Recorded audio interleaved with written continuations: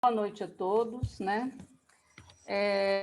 Quero agradecer a Ângela a oportunidade do estudo, foi muito enriquecedor para mim, e eu gostaria de convidar vocês todos a estudarem mais esse tema.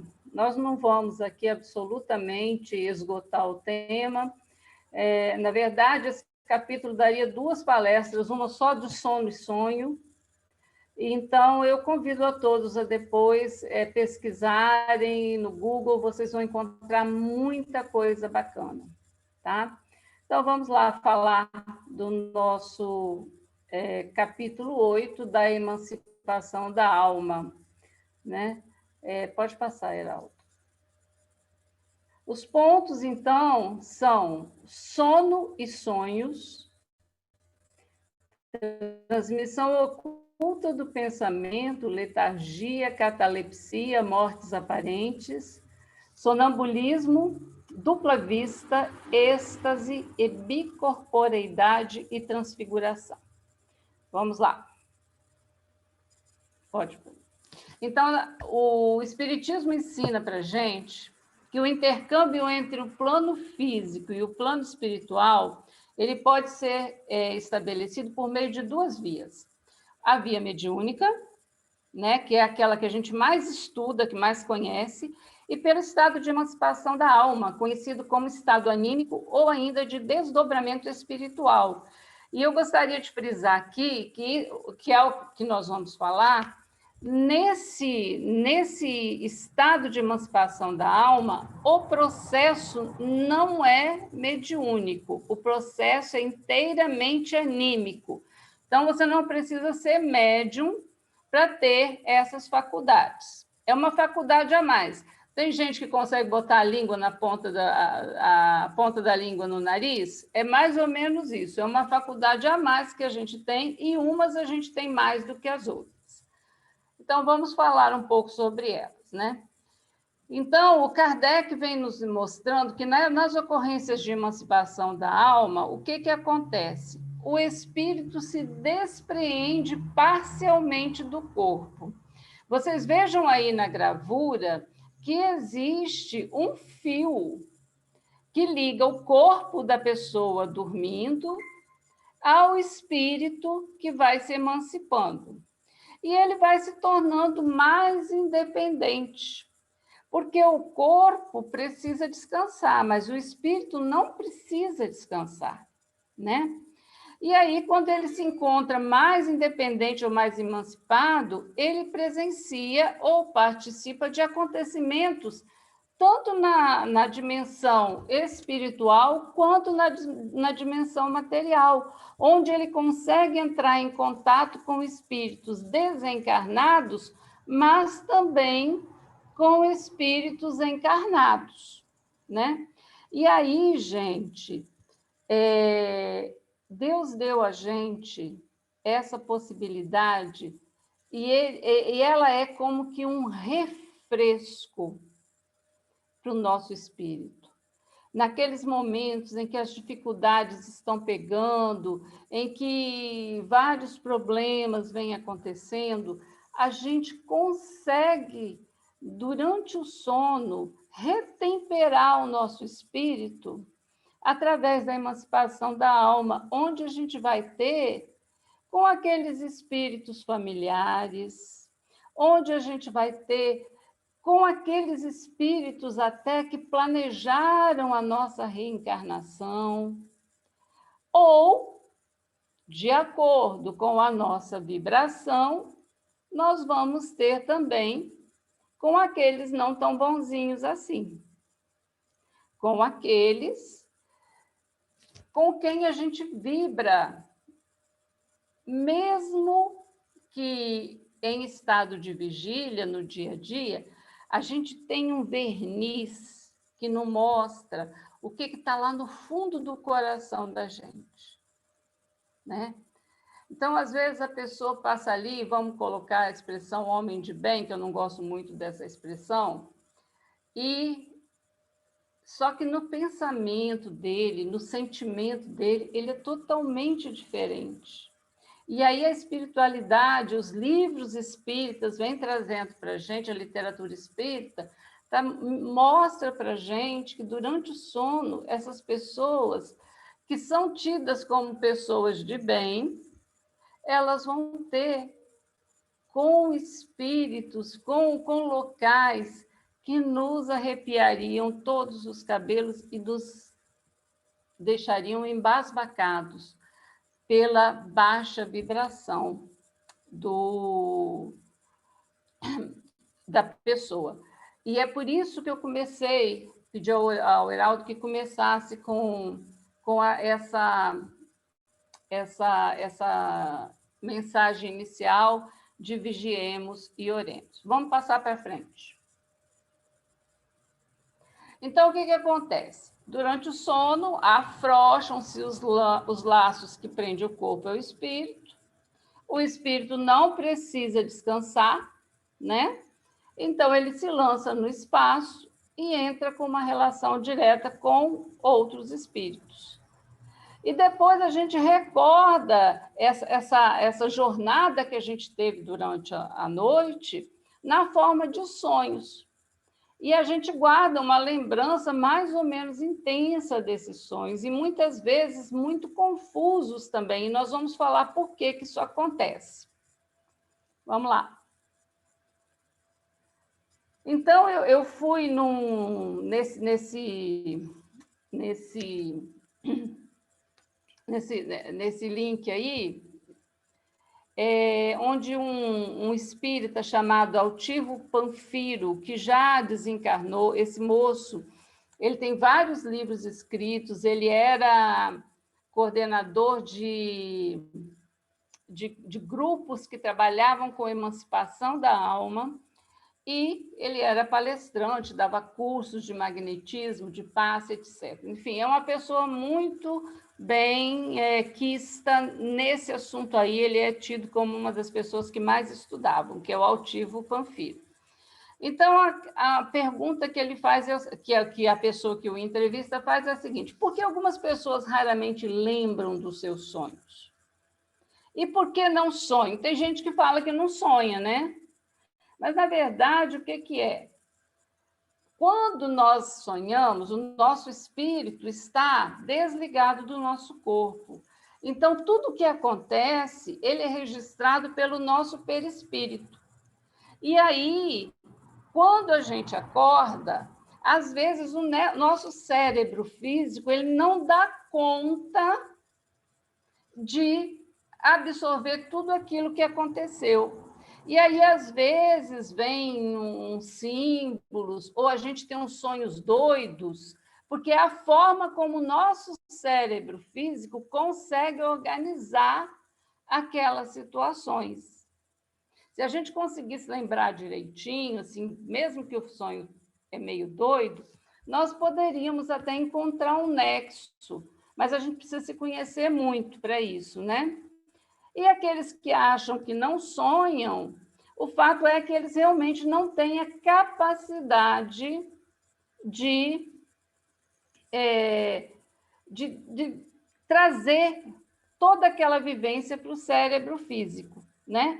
Quem consegue com mais clareza já tem uma capacidade já genética mesmo, mas também tem aqueles que lembram dos sonhos por conveniência da espiritualidade que os assiste.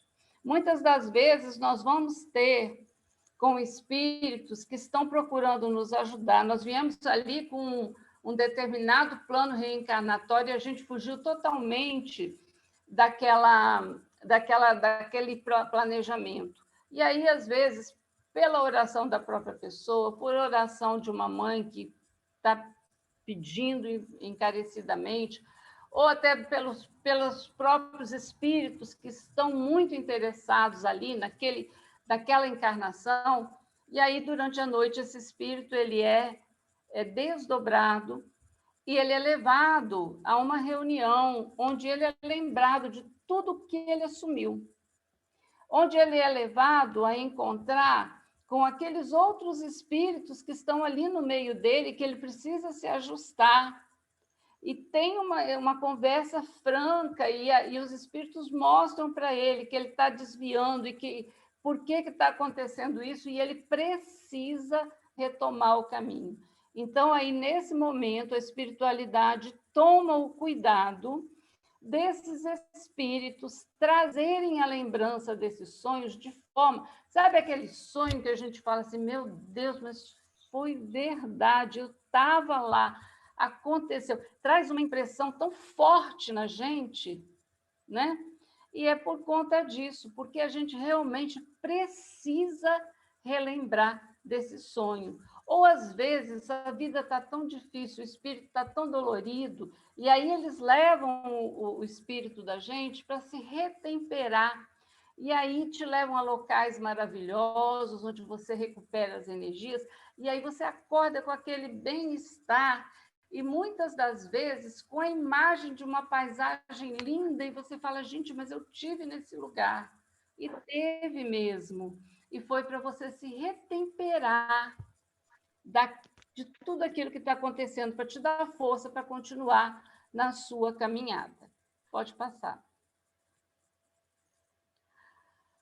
Então, pessoas que sonham com frequência, que veem pessoas na casa, levantam, conversam, como isso se explica? A gente vai aonde o nosso coração manda, aonde a nossa vibração está. Então, eu não sei se já aconteceu com vocês de sonharem sempre com o mesmo local, uma mesma casa. Eu tenho um sonho recorrente com uma casa, por exemplo, e eu estou nessa casa e ela não está ainda completamente terminada, mas é uma casa enorme. E cada vez que eu vou nessa casa, acontecem coisas diferentes e cômodos vão sendo mais preparados. Hermínio Miranda, numa das obras dele, ele fala que quando a gente sonha com casa, a gente sonha com a casa mental da gente. Então, se você sonha, de repente, lá no livro dele, ele fala assim, que muitas das vezes pessoas têm sonhos recorrentes com a casa caindo aos pedaços, né? Está ali toda despencando, é para a gente prestar atenção de como anda a nossa casa mental. O que a gente precisa fazer para melhorar essa situação, né? Outras vezes, a gente sonhou com aquela casa caindo e na outra vez que você sonhou, ela já está melhorada. Olha aí, você está melhorando a sua casa mental, a sua vibração, o seu jeito de ser, né? Ou até a gente vai para aqueles locais onde estão as pessoas com quem nós nos afinizamos. E aí, nesse caso, podem ser pessoas queridas, podem ser espíritos que já desencarnaram ou espíritos de outras pessoas que estão dormindo e que estão também emancipadas. Mas, muitas das vezes, a gente pode vir a ter com espíritos também violentos, obsessores, ou aqueles espíritos que têm um padrão vibratório muito ruim. Né? Vamos continuar. E aí ele faz uma pergunta muito interessante, porque uma vez que a gente desdobra, a gente está lá emancipado, né? O corpo da gente está dormindo e o espírito está indo. E ele pergunta assim, gostaríamos de saber até que ponto o sonho pode atingir o físico, ou seja, o real. E aí o altivo Panfiro responde o seguinte, que não existe a rigor uma medida, que o que se sabe é que, em alguns casos de liberdade do espírito, este passa por situações que ficam profundamente gravadas no cérebro. E essas situações podem ser tanto positivas quanto negativas.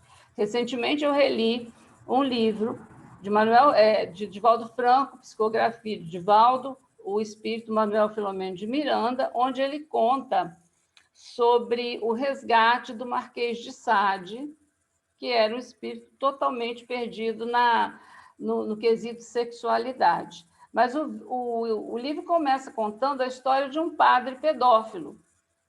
E aí, durante a noite, esse padre ele era arrancado do corpo e era levado por um obsessor para uma cidade chamada Cidade do Mal. E lá ele sofria todos os... Ele era acorrentado, né? Ele era acorrentado no pescoço, nos pés, e ele lá sofria todos os tipos de humilhação. E quando ele acordava muito mal.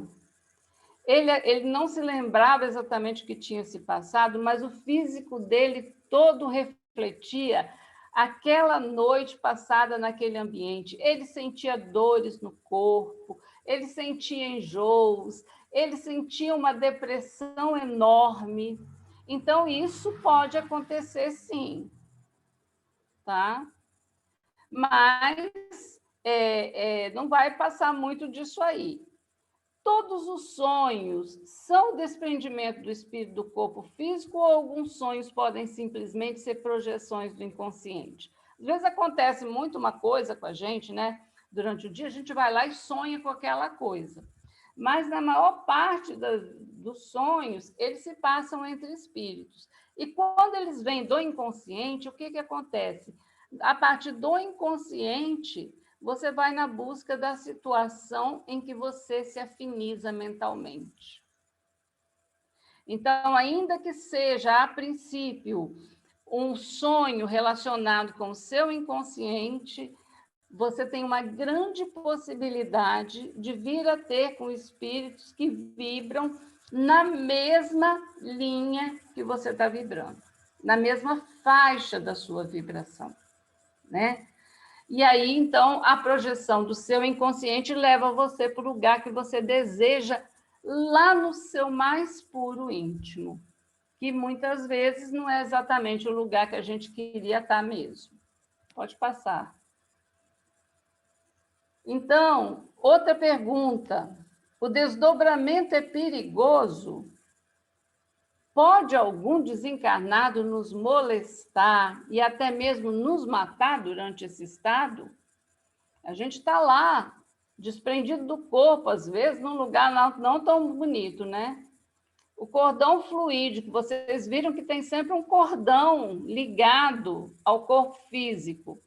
O cordão fluídico que nos prende ao corpo físico pode ser rompido durante a emancipação? É verdade que quando nós saímos do corpo, há o perigo de não voltarmos mais? Tem gente que fala isso, né? Aí ele fala assim, o desdobramento ele não é perigoso a partir do momento que nós oramos, contamos com a proteção dos benfeitores espirituais, mantemos o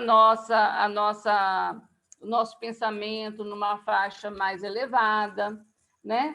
Agora, se você sai do corpo e na sua casa está uma bagunça, está uma confusão, ninguém ora, está todo mundo xingando todo mundo, está todo mundo brigando com todo mundo, você abre a sua casa para espíritos que vibram também nessa faixa, né? E aí, esse espírito que está ali dentro, ele pode, sim, procurar molestar o seu espírito, mas o comum, quando acontece isso, é o espírito voltar rapidamente para o corpo físico, né? E aí acorda com aquela sensação, quando você acorda assim com o pesadelo.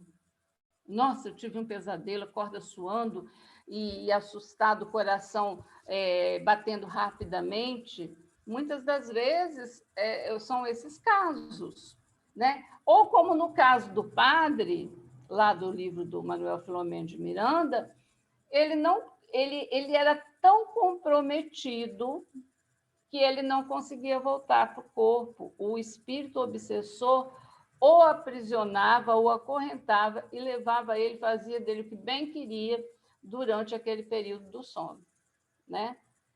E aí é o caso dos grandes pesadelos.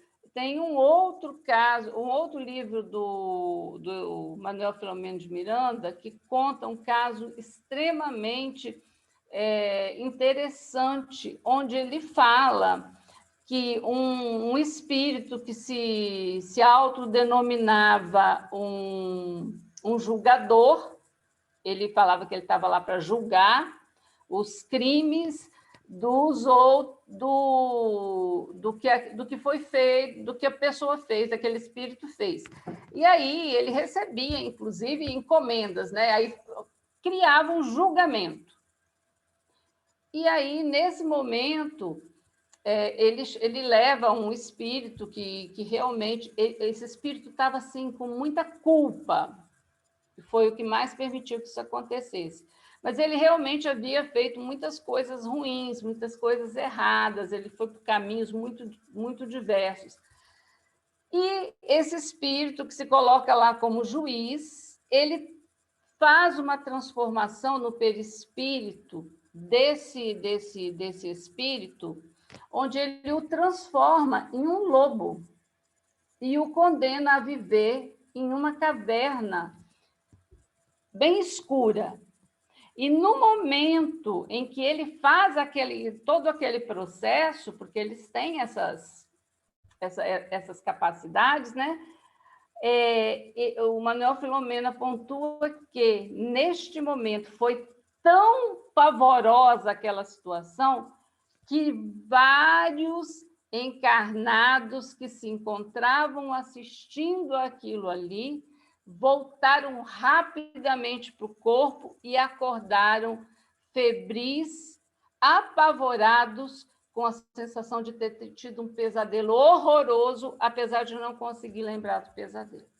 Ou seja, tinha um monte de encarnado participando lá daquela assembleia, onde estava acontecendo coisas extremamente negativas.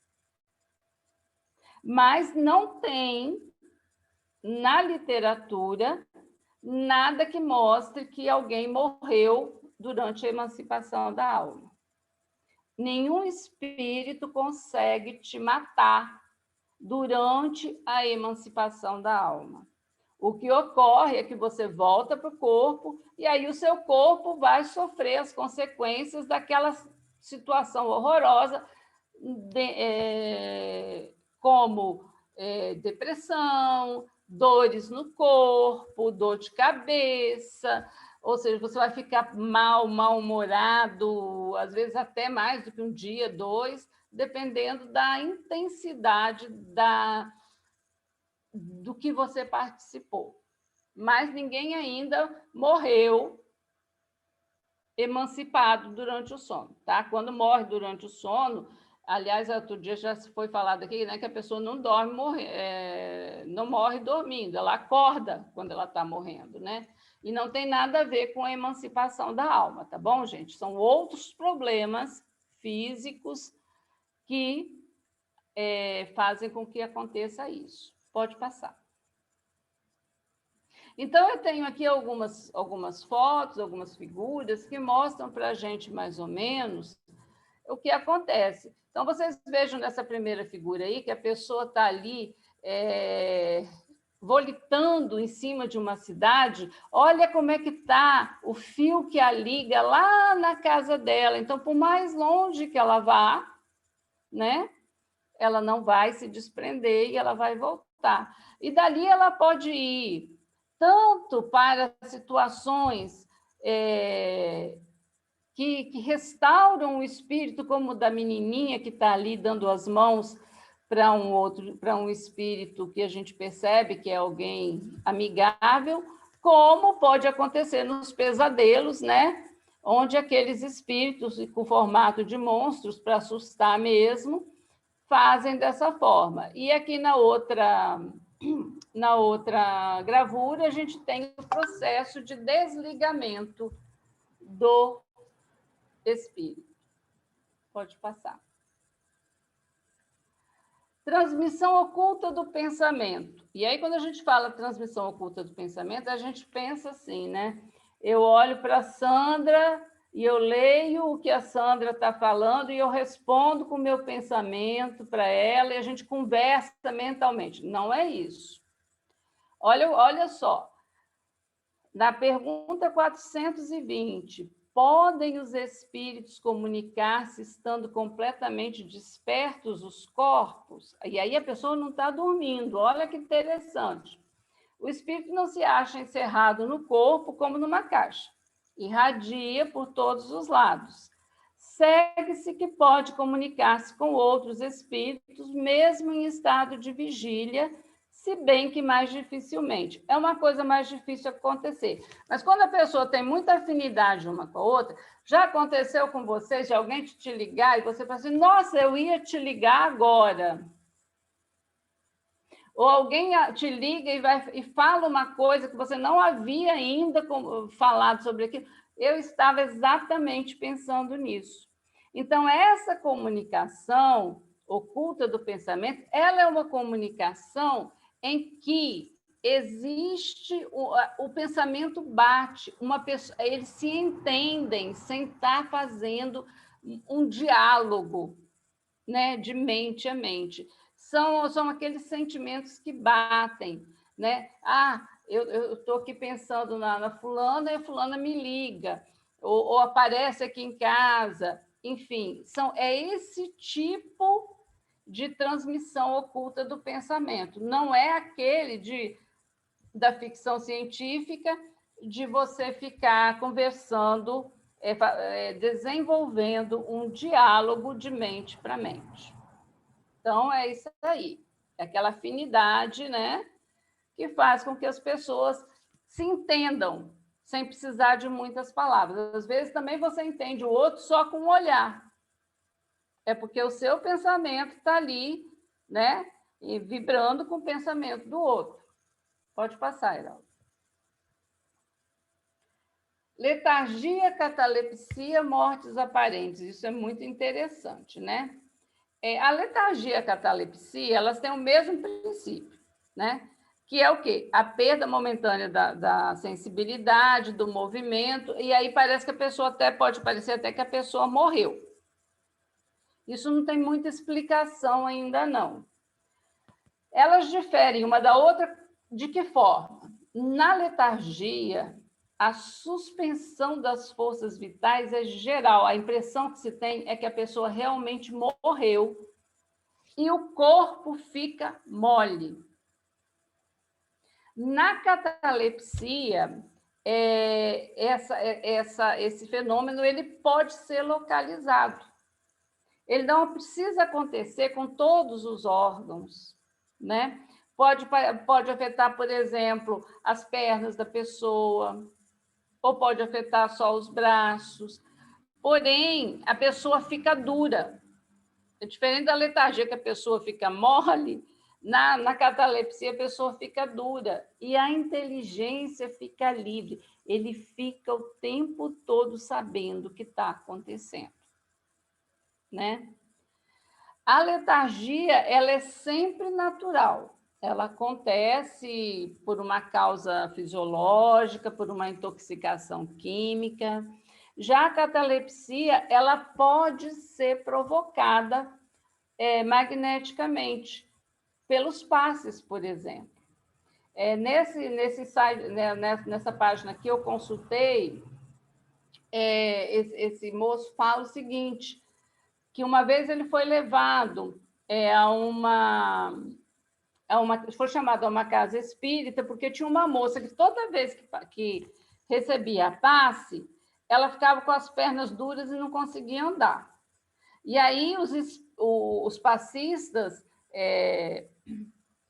dentro da boa vontade deles, o que eles faziam? Eles achavam que a moça estava sofrendo uma obsessão e juntava tudo que era passista em volta da moça, dando passe. E aí ela ia ficando cada vez mais dura.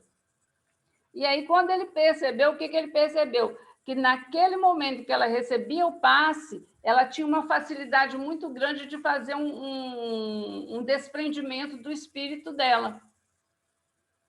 E aí, para ela voltar, não era dar o passe, mas sim o passe de dispersão. Tinha que dispersar aquela energia para ela voltar.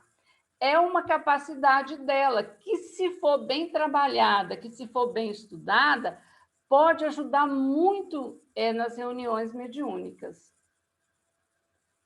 Né? E aí, considerando que as duas condições, a letargia e a catalepsia, existe uma paralisia, que pode ser total ou parcial, a pessoa apresenta um quadro que popularmente foi alcunhado de morte aparente.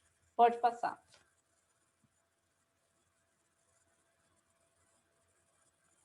Então, como nós falamos, né? Na verdade, esse slide ficou a mais mesmo. Pode passar esse. Isso. Então, a letargia, ela pode se desenvolver até a fase da morte aparente. Foi o caso, por exemplo, do Lázaro. As pessoas, porque não consegue perceber a respiração, a pulsação, né? As atividades físicas, elas ficam no mínimo do mínimo. E ainda mais na época do Lázaro, né, que não tinha tanta tecnologia para se descobrir se a pessoa está viva ou morta, né? Ele foi dado como morto. Foi enterrado. E aí estava todo mundo ali, muito desesperado, mandaram chamar Jesus. Jesus chegou, Lázaro já havia sido enterrado. As irmãs de Lázaro chorando, pediram que ele ressuscitasse Lázaro. E Jesus percebeu naquele momento que Lázaro não estava completamente morto, que havia um fio que o ligava à vida ainda. E aí, dentro da autoridade moral dele, da energia, né, vibrante dele, ele deu uma ordem e falou, com a voz bem grave: Lázaro, sai para fora. E o Lázaro, então, levantou e conta nos evangelhos que ele já estava até com cheiro de decomposição. Olhem que coisa! Mas ele ainda estava vivo por um fio e foi possível, nesse momento, religá-lo ao corpo. E aí se deu mais um milagre de Jesus, que é ressuscitar os mortos. Mas, na verdade, apesar de Jesus ter um grande poder mesmo, o Lázaro não estava exatamente morto, né? Ele estava lá por um fiozinho. Pode passar. Eu tenho aqui, então, né, a ressurreição de Lázaro, e aqui na outra, eu tenho também o filho da viúva de Naim, que foi também outro espírito que Jesus ressuscitou. Na verdade, tem outros casos na Bíblia, mas todos esses casos, gente, eram casos de letargia ou catalepsia. E a gente sabe que até hoje acontece isso, né? Pode passar. Sonambulismo. O sonambulismo é o seguinte: quando a gente pensa no sonâmbulo, a gente pensa daquela imagem estereótipa, né? Que é o cara andando com os braços estendidos, né? Que tem nos filmes, e que vai para lá e vai para cá, né? E esse sonambulismo, ele existe mesmo, mas o sonambulismo que o Kardec estudou é um pouco além disso aí. Vamos lá. Pode passar isso. Aí, esse moço aqui, José Roberto Pereira dos Santos, ele é um médico que estuda muito também a emancipação da alma, dá curso disso aí tudo. E a Folha Espírita entrevistou. Vale muito a pena ler toda a entrevista dele, mas aqui eu não tinha como trazer tudo, trouxe 3 slides dele. A Folha Espírita pergunta o que é sonambulismo. Então, ele fala o seguinte, que o sonambulismo vem da palavra do latim sonus, que é igual a sono, e ambulare, que é marchar, passear. E aí é um transtorno que acontece onde a pessoa levanta, né? E às vezes fala, vai no banheiro, desce escada, sobe escada, tenta abrir uma porta, a porta está trancada, volta e vai lá, deita e continua dormindo. Eu soube uma vez de um caso de um moço que morava numa república, e aí ele era sonâmbulo, e ele levantava de noite e lavava toda a louça da república. Aí os outros meninos já sabiam da história, o que eles faziam? Não lavavam um copo, deixava a pia cheia, lotada. O pobre do homem levantava de noite, ia lá, lavava a louça todinha e depois ia dormir. E aí ele acordava num cansaço, e ele falava que parecia que ele tinha trabalhado a noite toda, e os meninos ficaram tudo calados. Aí um dia ele foi fazer um curso de neurolinguística, e o professor dele descobriu isso aí. Aí trabalhou isso com ele, nunca mais ele levantou de noite para lavar a louça, e os meninos precisaram começar a lavar a louça para pagar todas as vezes que ele lavou a louça para eles. Então, esse aí é o caso que a gente conhece, que a medicina chama de parassonia. E a parassonia é um fenômeno que envolve atividade muscular e esquelética, ou seja, você anda, você levanta, você vai, você faz as coisas, depois volta, deita e não lembra no outro dia o que fez. Continuando. E pelo lado espiritual? Então, segundo o conhecimento trazido pelos espíritos, o sonambulismo é um desdobramento, é uma emancipação da alma maior do que o sonho.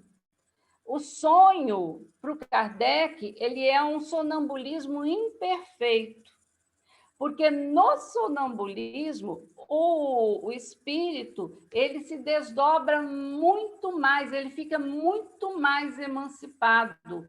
Ele tem contato, inclusive, com conhecimentos que ele traz na vida dele e que, como encarnado, ele não consegue se lembrar.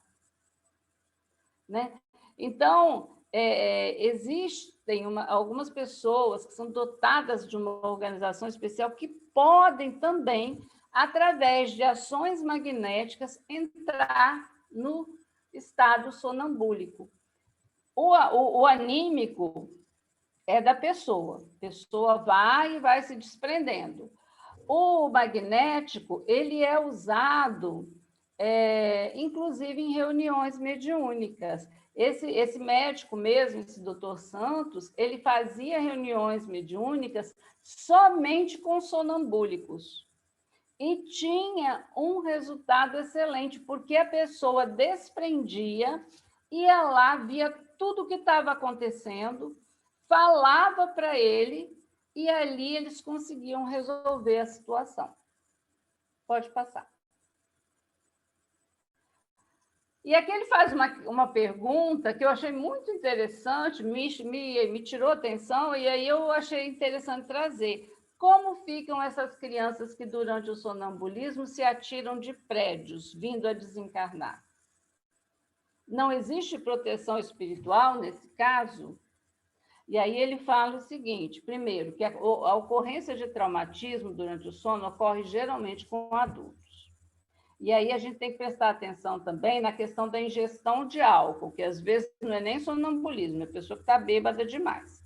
Mas nos casos das crianças, é importante a gente recordar o quê? Que essa criança é um espírito antigo. E que, como todos nós, traz os seus desafetos. E dependendo das situações, esses desafetos conseguem ter uma ascendência mais forte sobre essa criança, sobre esse espírito que está reencarnado numa criança, cria um estado hipnótico que leva a criança que leva esse espírito a pular da janela, igual a gente ouve falar de vez em quando, alguns casos, né? E aí ele fala, por isso, a importância da oração no lar, da vigilância, de ter um lar com bastante harmonia, independente da crença religiosa da pessoa, ter o culto evangélico no lar, porque tudo isso vai ajudar a proteger esse espírito reencarnante. Pode passar. E no sonambulismo, a alma se transporta para ao local dos acontecimentos, mas ela também pode presenciar de longe. A capacidade de ver dela, ela é muito maior, né? E pode falar com exatidão as coisas que estão acontecendo, pode ter contato com espíritos, e os espíritos dão orientações, e aí esse espírito emancipado, ele age tanto como no fenômeno anímico, ele mesmo, mas ele age também como médium, por quê? Porque o outro espírito está falando com ele e ele está repassando as informações. Aqui nessa gravura, que tem esse monte de gente aqui, vocês observem que tem uma mulher e um homem com o cordão ligados e os outros não. Esse aí é um planejamento reencarnacionista. Esse moço que está de costas aí é o espírito que vai reencarnar. E esses dois que estão ligados pelo fio são os espíritos que vão recebê-lo como filho. E é onde vai havendo a harmonização entre esses espíritos para que essa reencarnação ocorra da melhor forma possível. Então, olha que interessante isso, né? Durante o seu sono, você desprende e vai lá trabalhar o seu plano reencarnatório, com toda uma espiritualidade que está cuidando disso. E essa outra aqui é onde a pessoa sai e vai ter, às vezes, com espírito de luz, com alguma outra coisa mais interessante, que provoca o crescimento. Mas do mesmo jeito que vai para o bem, vai para o mal. A gente tem sempre que ter isso em mente. Porque o espírito vai aonde o seu coração te leva. E isso é muito importante. Pode passar. A dupla vista. Gente, dupla vista é uma coisa incrível. A gente tinha que estudar muito esse troço na casa espírita, nas reuniões. A emancipação da alma, ela se manifesta no estado de vigília. Você não precisa estar dormindo. E produz esse fenômeno conhecido. Onde o espírito, mesmo a pessoa estando acordada, consegue, como se estivesse vendo uma miragem, ver o que está acontecendo lá fora.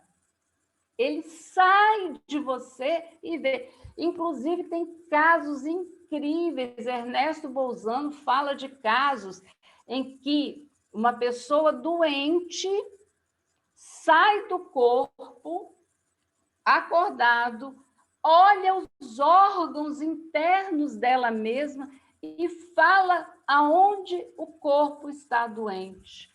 Qual órgão está precisando do quê? Olha que coisa incrível, que coisa interessante. E eles veem além da vista ordinária. Pode passar. São fenômenos muito corriqueiros entre os magnetizadores clássicos, acontecia pra caramba na época do Kardec, porém, hoje em dia, a gente quase não ouve mais falar disso. Se perdeu. Ou, às vezes, quando acontece com as pessoas, elas são tidas como obsidiadas. Como um caso que esse médico que eu estava falando contou, que ele fez uma palestra, no final da palestra dele, o rapaz de 30 anos procurou ele e falou, você salvou a minha vida. Eu tenho essas crises de ver o que está acontecendo lá fora, e eu vou a psicólogos, a psiquiatras, tomo remédios fortíssimos e atualmente eu estou passando por um tratamento de desobsessão. E quando a coisa não é desobsessão, é uma faculdade a mais que ele tem e que, se bem trabalhada, pode ajudar muito, né? E aí muitos confundem a dupla vista com a vidência, porém não é a mesma coisa, porque na vidência precisa ter um espírito envolvido, e na dupla vista não. A pessoa vê por si própria, né? E isso significa que o espírito encarnado, em determinadas situações, ele pode se desligar parcialmente do corpo, né? E ver outras coisas. E aí ele fala, eu botei em vermelho aqui, que a dupla vista é o resultado da libertação do espírito sem que o corpo esteja adormecido. É muito importante que a gente tenha isso em mente. E o responsável por isso é o quê? É o fluido do perispírito, né? E aí Kardec fala que a dupla vista é a faculdade graças à qual quem possui vê, ouve e sente além dos limites dos sentidos humanos. Ela percebe o que existe até onde a alma dela consegue ir. Eu conheço uma casa espírita que, mesmo fazendo reunião mediúnica, cada um na sua casa, tem uma médium que ela tem essa capacidade da dupla vista. Então, ela tem uma capacidade enorme de se desligar, se desdobrar, e quando fala da pessoa, ela vai lá onde está a pessoa e vê o que está acontecendo em nível espiritual. E ela consegue te dizer se o caso é espiritual, ou se o caso é físico, ou se o caso é falta de harmonia na casa. Ela consegue trazer para você uma resposta muito bacana. Então, ela vai e lê o que está acontecendo naquela situação e volta, traz a lembrança do que viu e aí ajuda no tratamento dessas pessoas que estão passando por esse tratamento. É muito bacana, gente. Nós tivéssemos mais médiums com essa dupla vista, com essa capacidade, seria muito bom para a gente trabalhar. E ela pode ainda se manifestar de um jeito meio rudimentar, que é quando você consegue perceber a coisa mais claramente do que os outros. Você exatamente não tem muita noção de que você saiu do corpo e viu, mas você tem, a gente fala que tem aquela intuição, né, de que aquela coisa não vai funcionar ou percebe mais aquilo ali. Então, não é necessário que a pessoa esteja em transe, como no sonambulismo. Porém, o Kardec fala que o olhar da pessoa ele fica meio que vago. Sabe quando você vê aquela pessoa que está olhando, que não está olhando para nada? Na verdade, ela não está enxergando aquilo que está na frente dela, ela está enxergando muito além. E se ela tiver de olho fechado, ela vai continuar enxergando do mesmo jeito. Pode passar. O êxtase. A gente vai vendo que essas emancipações elas vão se tornando cada vez mais alongadas, vai emancipando cada vez mais. O êxtase é um tipo de sonambulismo muito mais apurado. A alma do estático é ainda mais independente. Através do êxtase, os espíritos, então, visitam mundos e dimensões superiores da vida. Então, nós vemos aqui um espírito que está aí numa colônia espiritual, aqui ele está indo numa dimensão muito além, às vezes em outros mundos, através do êxtase. Nós vamos explicar melhor isso aí, pode passar. Então, o desprendimento do espírito encarnado é no mais alto grau. Ele está ligado, o fio que liga ele à vida é finíssimo. Tanto que tem que haver um cuidado muito grande da própria pessoa não romper aquele fio, porque ali seria um suicídio. Mas os lugares que eles vão são tão maravilhosos, são tão fantásticos, né? Que eles falam que eles gostariam de ficar lá. Aconteceu muitos estados de êxtase com os ditos santos, os chamados santos, né?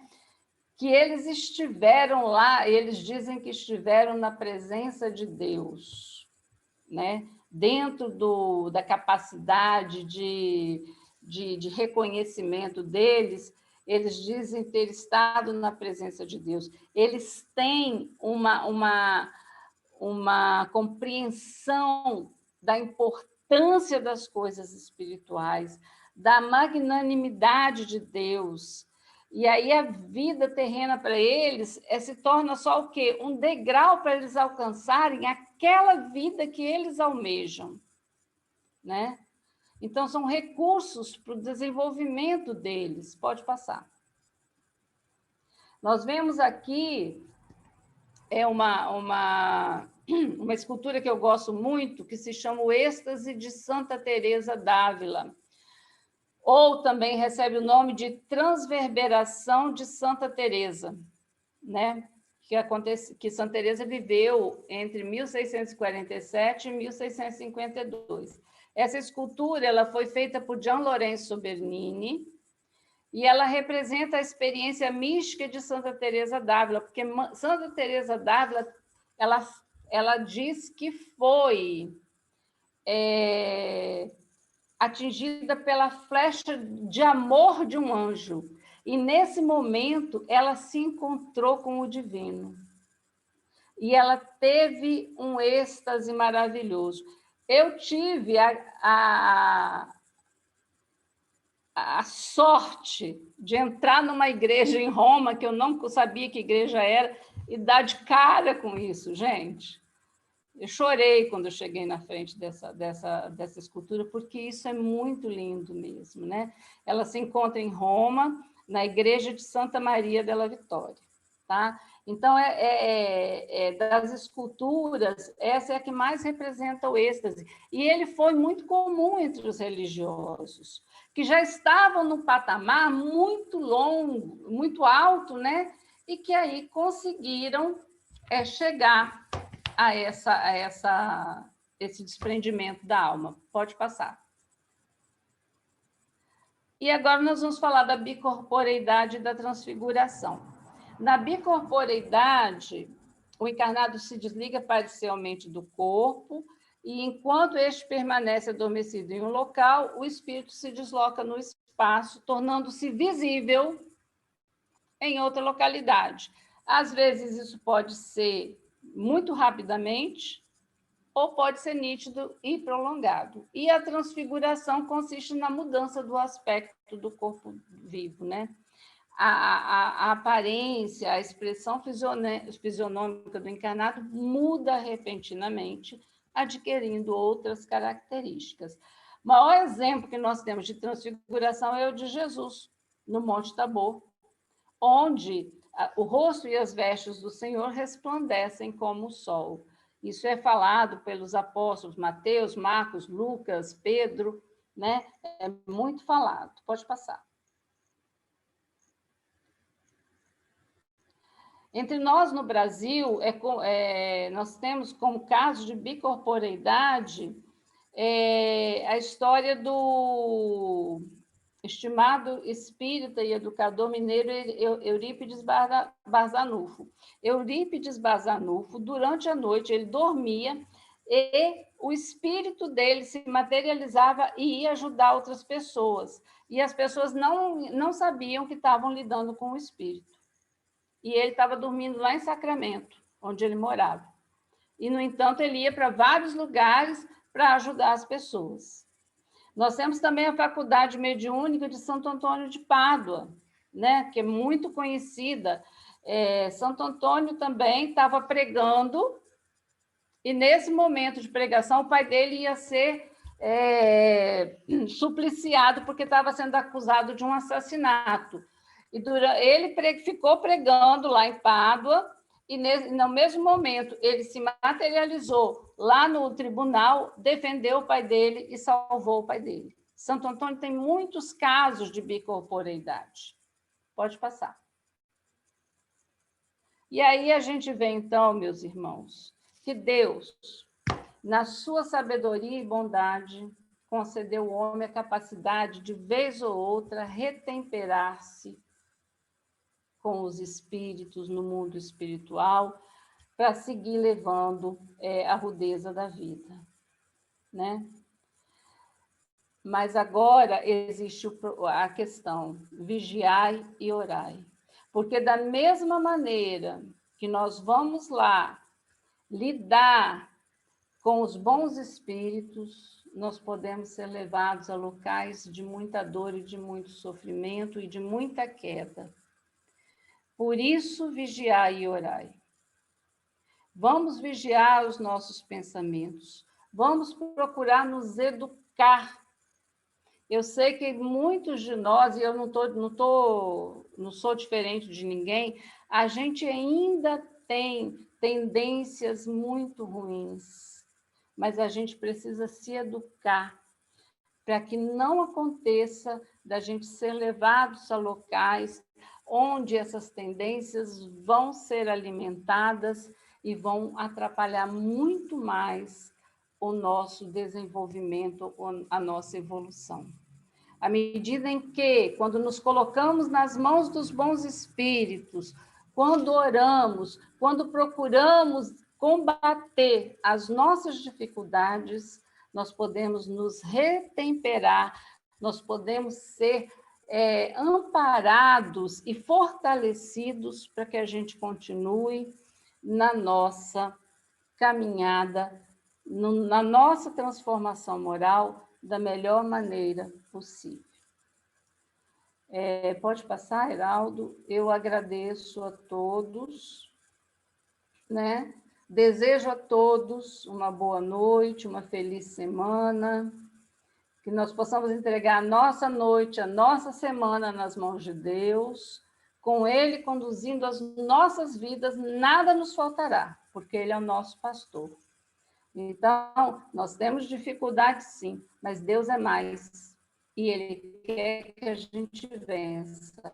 Então, vamos nos entregar a Ele e vamos procurar caminhar sempre na direção do melhor. Boa noite para todo mundo, muito obrigada.